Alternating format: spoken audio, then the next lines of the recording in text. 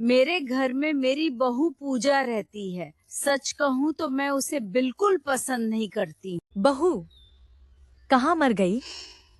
माँ जी, आ रही हूँ। ये क्या खाना बनाया है? इसे खाना कहते हैं? माँ जी, मैंने पूरी कोशिश की है। कोशिश? मुझे बहाने मत सुनाओ। माफ कर दीजिए माँ जी। हर दिन एक नई गलती करती हो। अब से ध्यान रखूंगी। बस बहुत हो गया। आज के बाद इस घर में तुम्हारी कोई जगह नहीं है। माँ जी, मेरी बात तो सुन लीजिए। मुझे कुछ नहीं सुनना। अभी इसी वक्त घर से निकल जाओ। लेकिन माँ जी, रात होने वाली है। तो क्या हुआ? निकल जाओ यहाँ से। ठीक है माँ जी। बहू रोते हुए घर से निकल जाती है। पूरा गांव यह सब देख रहा होता है, लेकिन कोई कुछ नहीं कहता। निकल जाओ यहाँ से। ठीक है माँ जी। रात गहराती जाती है। बहू गांव के बाहर एक पुराने पेड़ के नीचे बैठ जाती है। उधर घर में सास अकेली बैठी होती है। गुस्से में उसे लगता है कि उसने बिल्कुल सही किया है। लेकिन तभी दरवाजे पर जोरदार दस्तक होती है। इतनी रात को कौन है? सास दरवाजा खोलती है। सामने दो अजनबी खड़े होते हैं। क्या यही कमला देवी का घर है?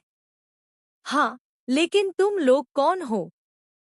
हमें शहर से भेजा गया है। आपके नाम की एक बड़ी जमीन का मामला है। जमीन? हाँ, लेकिन उसके कागज बहू के पास हैं। क्या? अगर सुबह तक कागज नहीं मिले तो जमीन किसी और के नाम हो जाएगी। सास के पैरों तले जमीन खिसक जाती है। उसे याद आता है कि कुछ दिन पहले उसने ही कागज बहू को संभालने के लिए दिए थे। अब पूरी रात बहू की तलाश शुरू हो जाती है। गांव के लोग भी खोजने निकलते हैं। सुबह होते होते बहू मिल जाती है। बहू, मुझे माफ कर दो। क्या हुआ माँ जी? घर चलो बेटी, बहुत बड़ी गलती हो गई। बहू बिना कोई शिकायत किए घर लौट आती है। कागज मिल जाते हैं। जमीन भी बच जाती है।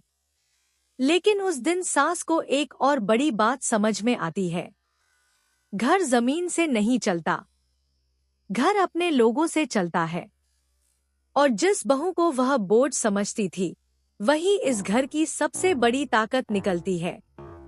उस दिन के बाद पहली बार सास बहू को गले लगा लेती है। पूरे गांव की आंखें नम हो जाती हैं। और कहानी यहीं खत्म नहीं होती, क्योंकि कभी-कभी एक माफी पूरे परिवार की किस्मत बदल देती है।